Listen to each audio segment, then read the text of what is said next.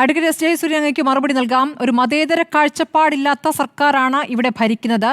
നിങ്ങൾക്ക് മതേതര കാഴ്ചപ്പാടല്ല എന്ന് തുറന്ന് സമ്മതിക്കുന്നുണ്ടോ?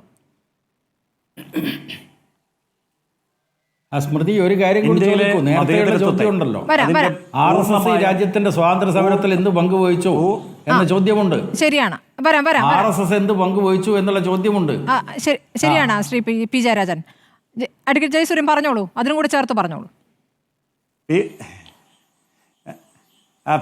പി ജയരാജൻ മറുപടി ഞാൻ പറയും, എന്നെ അനുവദിക്കണേ. ഓക്കെ, അപ്പം RSS മതേതരത്വത്തെ അങ്ങേയറ്റം മാനിക്കുന്നു. അതിന് ആരുടെയും സർട്ടിഫിക്കറ്റ് RSSന് ആവശ്യമില്ല, BJPക്ക് ആവശ്യമില്ല. ഇപ്പോൾ RSSന്റെ ആണല്ലോ BJP എന്ന് പറയുന്നല്ലോ. ആ BJP ഭരിക്കുന്ന ഇന്ത്യ മഹാരാജ്യത്ത് മതന്യൂനപക്ഷങ്ങൾക്ക് ഭൂരിപക്ഷമുള്ള മഹാഭൂരിപക്ഷ സംസ്ഥാനങ്ങളും BJP അധികാരത്തിലിരിക്കുകയാണ്. ഒരു തവണ അബദ്ധത്തിൽ പറ്റിയതൊന്നുമല്ല, 1, 2, 3 തവണ തുടർച്ചയായി മതന്യൂനപക്ഷങ്ങൾക്ക് ഭൂരിപക്ഷമുള്ള സംസ്ഥാനങ്ങൾ BJP ഭരിക്കുന്നു. ഒന്നാമത്തെ കാര്യം.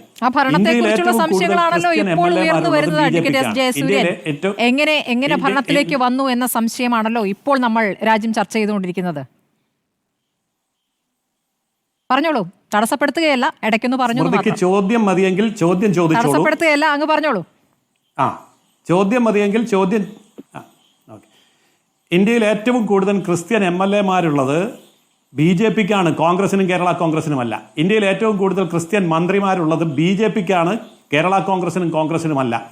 അപ്പോൾ മതന്യൂനപക്ഷങ്ങൾക്ക് ഭൂരിപക്ഷമുള്ള സംസ്ഥാനങ്ങളിൽ തുടർച്ചയായി BJP അധികാരത്തിൽ വരുന്നത് ആ മതേതരത്വം, BJP മുന്നോട്ട് വെക്കുന്ന മതേതരത്വം, RSS മുന്നോട്ട് വെക്കുന്ന മതേതരത്വം ജനങ്ങൾ അംഗീകരിച്ചു എന്നുള്ളതിന്റെ ഏറ്റവും വലിയ തെളിവാണ്. അതേപോലെ തന്നെ പട്ടികജാതി, പട്ടികവർഗം, ആദിവാസി, ദളിത്, OBC, പിന്നോക്കം ഏറ്റവും കൂടുതൽ MLAമാരും MP മാരും മന്ത്രിമാരും ഉണ്ടായത്, എന്തിനേറെ രാഷ്ട്രപതി വരെ ഉണ്ടായത് BJPക്കാണ്, കോൺഗ്രസിനല്ല, CPMനല്ല, മറ്റാർക്കുമല്ല. ഇതൊക്കെ ആർക്കെങ്കിലും അബദ്ധം പറ്റിയിട്ടുണ്ടാകുന്നതല്ല. അങ്ങനെയാണ് ഒരു തവണ ഉണ്ടാകൂ. നിരന്തരമായി ജനങ്ങൾ BJPയെ അംഗീകരിക്കുന്നത് കൊണ്ടാണ്. അതിൻ്റെ കാരണം RSS എന്ന് പറയുന്ന BJPയുടെ പശ്ചാത്തലമൊരുക്കിയ മാതൃസംഘടന, ആ മാതൃസംഘടന യഥാർത്ഥത്തിലുള്ള ഭാവാത്മക മതേതരത്വത്തെ അംഗീകരിക്കുന്നത് കൊണ്ട് തന്നെയാണ്. അത് ജനങ്ങൾ അംഗീകരിക്കുന്നുണ്ട്, രാജ്യം അത് ഏറ്റെടുത്തിട്ടുണ്ട്. അതിനെക്കുറിച്ചുള്ള ആശങ്കകളും ചോദ്യങ്ങളും എത്രമാത്രമാണ് ഉയരുന്നത് ഈ കേരളത്തിൽ മാത്രം. അതാണ് ഞാൻ പറഞ്ഞത്. AKG ആണ് പാർലമെന്റ് പ്രമേയത്തിനകത്ത് ഇതേ സവർക്കർക്ക് പെൻഷൻ കൊടുക്കണമെന്ന് പറഞ്ഞത്. പക്ഷേ ഇപ്പോൾ ഈ അടുത്ത സമീപകാലത്ത് ഇസ്ലാമിക വോട്ട് ബാങ്ക് ശക്തമായി കഴിഞ്ഞപ്പോൾ ഈ പറയുന്ന സവർക്കർക്ക് ഇടതുപക്ഷത്തിന് അനഭിമതനായി മാറി, കോൺഗ്രസിന് അനഭിമതനായി മാറി. അപ്പോൾ സംഘടിത ഇസ്ലാമിക വോട്ടിന് വേണ്ടി, അല്ലെങ്കിൽ പിന്നെ AKG എന്തുകൊണ്ടാണ് പാർലമെന്റിൽ ഈ പറഞ്ഞ പ്രമേയം എഴുതിയത്? പാർലമെന്റിൽ ഈ പ്രമേയം അവതരിപ്പിച്ചപ്പോ AKG സവർക്കറുടെ പേരെടുത്ത് പറഞ്ഞ് ആ AKG പറയാൻ പറ്റുമോ? അപ്പോൾ അങ്ങനെ ഒരു കാലമുണ്ടായിരുന്നു. അല്ല, നിങ്ങൾക്ക് സ്വാതന്ത്ര്യ സമരത്തിലുള്ള പങ്ക്, അങ്ങനെ ഒരു കാലമുണ്ടായിരുന്നു. അതുകൊണ്ട് മതേതരത്വ സമരത്തിൽ RSSനുള്ള പങ്ക് അങ്ങ് ഒന്ന് പറയൂ, വിശദീകരിക്കൂ. പറയാം, കൃത്യമായിട്ട് പറയാം. ഞാനത് പറയുമ്പോ അരുൺ ഷൂരി പറഞ്ഞ വാചകങ്ങൾ കൂടി മറുപടി തരണേ. എല്ലാം കൃത്യമായിട്ട് പറയാം. ഓക്കെ, അതായത് NSSന്, SNDPക്ക്, ആര്യ സമാജത്തിന്, ബ്രഹ്മസമാജത്തിന്, രാമകൃഷ്ണ മിഷന്, കത്തോലിക്ക കോൺഗ്രസിന് അല്ലെങ്കിൽ സമസ്തയ്ക്ക് ഇന്ത്യൻ സ്വാതന്ത്ര്യ സമരത്തിൽ എന്താണ് പങ്ക് എന്ന് ചോദിക്കുന്നത് പോലെ തന്നെയാണ് എന്താണ് പങ്ക് എന്ന് ചോദിക്കുന്നത്. കാരണം ഞാനൊന്ന് പറഞ്ഞോട്ടെ. അല്ല, മറുപടി വേണ്ടേ? ചോദ്യം മതിയോ? പറഞ്ഞോളൂ. അപ്പൊ സംഗതി ഇതാണ്. RSS എന്ന് പറയുന്നത് ഓക്കെ നല്ല കാര്യം. RSS എന്ന് പറയുന്നത് ഒരു രാഷ്ട്രീയ പാർട്ടി അല്ല, രാഷ്ട്രീയ പ്രസ്ഥാനമല്ല. അതൊരു സാമൂഹിക സംഘടനയാണ്. ആ സംഘടനയ്ക്കകത്തുള്ളവർക്ക്, ഞാൻ പറഞ്ഞോട്ടെ, ആ സംഘടനയ്ക്കകത്തുള്ളവർക്ക് സ്വാതന്ത്ര്യ സമരത്തിൽ പങ്കെടുത്തിട്ടുണ്ട്. ഞാൻ കൃത്യമായ തെളിവാണ് പറയുന്നത്. 1921 നിസ്സഹകരണ പ്രസ്ഥാന സമരത്തിൽ പങ്കെടുത്ത RSS സ്ഥാപകനായ ഡോക്ടർ കേശവ ബൽറാം ബെഡ്ഗേവാർ 1921 ഓഗസ്റ്റ് 19 അറസ്റ്റിലാവുകയും 1922 ജൂലൈ 12 മോചിപ്പിക്കപ്പെടുകയും ചെയ്തു. അങ്ങനെ മോചിപ്പിച്ച് അദ്ദേഹം പുറത്തു വന്നപ്പോൾ അദ്ദേഹത്തിന് നൽകിയ സ്വീകരണ സമ്മേളനത്തിൽ കോൺഗ്രസ് നേതാക്കളായിട്ടുള്ള പണ്ഡിറ്റ് ജവഹർലാൽ നെഹ്റുവിന്റെ പിതാവായിട്ടുള്ള Motilal Nehru, Hakim Ahmad Khan, Vithalbhai Patel, doctor N Ansari, Shri C Rajagopalachari എന്നിവർ പങ്കെടുത്ത് സംസാരിച്ചു. അദ്ദേഹത്തിന് വലിയ സ്വീകരണം കൊടുത്തു. ഇതിനൊരു കാരണമുണ്ട്. അതിനു മുമ്പ് നടന്ന 1919 പഞ്ചാബിൽ വെച്ച് നടന്ന അമൃത്സറിലെ AICC സമ്മേളനത്തിൽ 500 വോളണ്ടറിയന്മാരെ, ഹിന്ദുസ്ഥാൻ സേവാദളായിരുന്നു ആദ്യം, പിന്നെ ഹിന്ദുസ്ഥാൻ എടുത്തു കളഞ്ഞ് ഇപ്പോൾ സേവാദൾ മാത്രമേ ഉള്ളൂ. ആ ഹിന്ദുസ്ഥാൻ സേവാദളിന്റെ 500 വോളണ്ടറിയന്മാരെ സംഘടിപ്പിച്ച് അതിന് നേതൃത്വം കൊടുത്തത് ഡോക്ടർ കേശവ ബലറാം ഹെഡ്ഗേവാർ ആയിരുന്നു. അതിനുശേഷം അദ്ദേഹം മധ്യഭാരത പ്രൊവിൻസിന്റെ കോൺഗ്രസിന്റെ സെക്രട്ടറി ആയിട്ട് തെരഞ്ഞെടുക്കപ്പെട്ടിട്ടുണ്ട്. ഇത്രയും കാര്യം കോൺഗ്രസിനകത്ത് അദ്ദേഹം ഭാരവാഹിത്വം വഹിച്ചുകൊണ്ട് ചെയ്ത കാര്യമാണ്. ഇത് മാത്രമല്ല, അതിനുശേഷം കോൺഗ്രസ് നേതാക്കളായിട്ടുള്ള ജയപ്രകാശ് നാരായണൻ, അരുണ ആസഫ് അലി എന്നിവർക്ക് ഒളിവിൽ താമസിച്ചുകൊണ്ട് കോൺഗ്രസ് പ്രവർത്തനവും സ്വാതന്ത്ര്യ സമരപ്രവർത്തനവും നടത്താൻ വേണ്ടി സംവിധാനം ചെയ്തു കൊടുത്തത് RSSന്റെ ഡൽഹി സംഘചാലകായ ഹൻസ്രാജ് ഗുപ്തയുടെ വീട്ടിലാണ്. അവിടെയാണത് ഒളിവിൽ താമസിച്ചത്. മാത്രമല്ല, കോൺഗ്രസ് നേതാക്കളായിരുന്ന അച്യുത് പട്വർത്തൻ, സാനെ ഗുരുജി എന്നിവർ പൂനെയിലെ സംഘചാലകായിരുന്ന സാഹിബ് ദേശ്മുഖിന്റെ വീട്ടിൽ താമസിച്ചുകൊണ്ടാണ് അവർ ഇത് ചെയ്തത്. ഇത് മാത്രമല്ല, ബ്രിട്ടീഷ് പോലീസിന്റെ വെടിയേറ്റ് മരിച്ചു വീണ നേതാക്കന്മാരുണ്ട്. ഞാനൊന്ന് പറഞ്ഞോട്ടെ, ഇടപെടരുത്. മറുപടി പറയാൻ സമ്മതിക്കണം.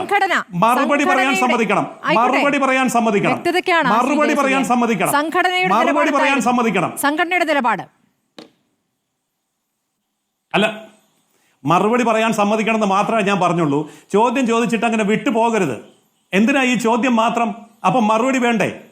അപ്പോൾ സംഗതി ഇതാണ്. അതായത് അഹമ്മദാബാദിൽ നിന്നുള്ള RSS നേതാവായിട്ടുള്ള 1942 ക്വിറ്റ് ഇന്ത്യ സമരത്തിൽ വെടിയേറ്റു മരിച്ച ഉമാകാന്ത ഖാദിയ ആരെങ്കിലും പറയുമോ? സിന്ധിൽ നിന്നുള്ള 19 വയസ്സുള്ള ഹേമ കല്യാണി RSS സ്വയംസേവകൻ റെയിൽവേ തടഞ്ഞു എന്നതിന്റെ പേരിൽ ബ്രിട്ടീഷുകാരന്റെ വെടിയേറ്റു മരിച്ചതാ. ചിമൂർ അഷ്ടി എന്ന് പറയുന്ന സ്വയംസേവകൻ 42 ക്വിറ്റ് ഇന്ത്യ സമരവേദിയിൽ ദേശീയ പതാക ഉയർത്തി ബ്രിട്ടീഷ് പോലീസ് വെടിവെച്ചു വന്നതാണ്. ഇങ്ങനെയുള്ള ധാരാളം പേരുണ്ട്. അവരൊക്കെ ജീവത്യാഗം ചെയ്തിട്ടുണ്ട്. അപ്പോൾ ഇന്ത്യയുടെ സ്വാതന്ത്ര്യ സമര രംഗത്ത് ഞാൻ നേരത്തെ സൂചിപ്പിച്ചതുപോലെ വ്യക്തിപരമായി ഇടപെടാനുള്ള സ്വാതന്ത്ര്യം, അതാണ് ഒരു സാംസ്കാരിക സംഘടന എന്നുള്ള നിലയിൽ അന്ന് RSS കൊടുത്തിരുന്നത്. RSS എന്ന് പറയുന്ന സംഘടന ഞാൻ നേരത്തെ പറഞ്ഞല്ലോ, ഇത്രയും നേതാക്കൾ ഉണ്ടെങ്കിൽ, RSSന്റെ പ്രധാനപ്പെട്ട സ്വാതന്ത്ര്യ സമര പോരാളികൾ ഉണ്ടെങ്കിൽ, എന്തിനാണ് ഈ സവർക്കറെ നിങ്ങൾ കൊണ്ടുവരുന്നത്? സവർക്കറും RSSും തമ്മിലാണെങ്കിൽ ഭിന്നതകൾ ഉണ്ടായിരുന്നു താനും. ഒഴിഞ്ഞു മാറരുതേ. മറുപടി പറയുമ്പോൾ വഴിതെറ്റി പോകരുത്. ഒരു വഴിതെറ്റിലുമില്ല. ഞാൻ അങ്ങോട്ട് ചോദിച്ചു, സംഘടന എന്ന നിലയ്ക്കെടുത്ത നിലപാട് എന്ത്? അങ്ങ് കുറെ പേരുകൾ പറയുന്നു. ആ പേരുകൾ ഉണ്ടാകാതിരിക്കാം. ഇപ്പോൾ ശ്രീ PJ വിൻസെന്റ് ചരിത്രകാരൻ പറഞ്ഞതും അതാണ്.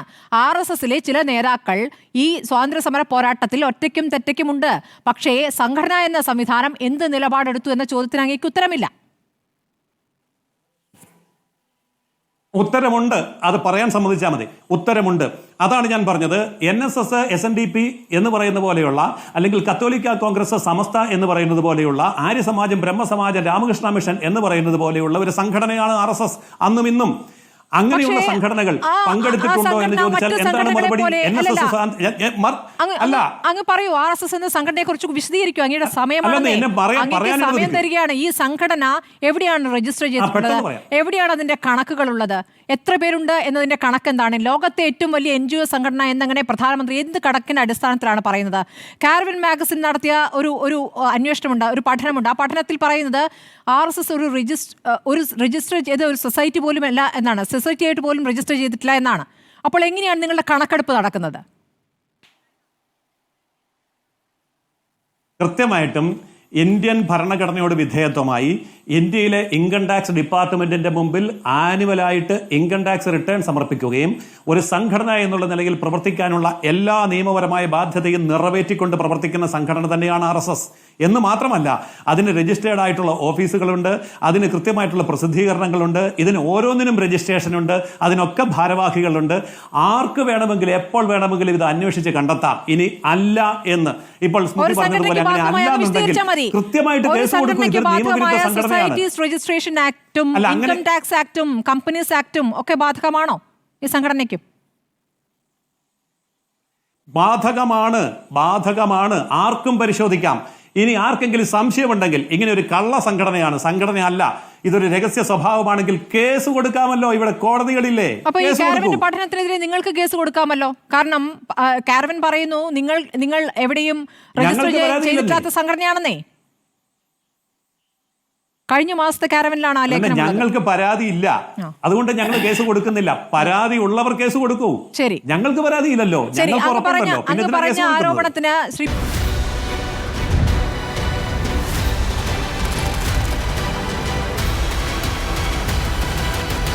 ഡിബേറ്റ് വിത്ത് സ്മൃതി പരുത്തിക്കാട്.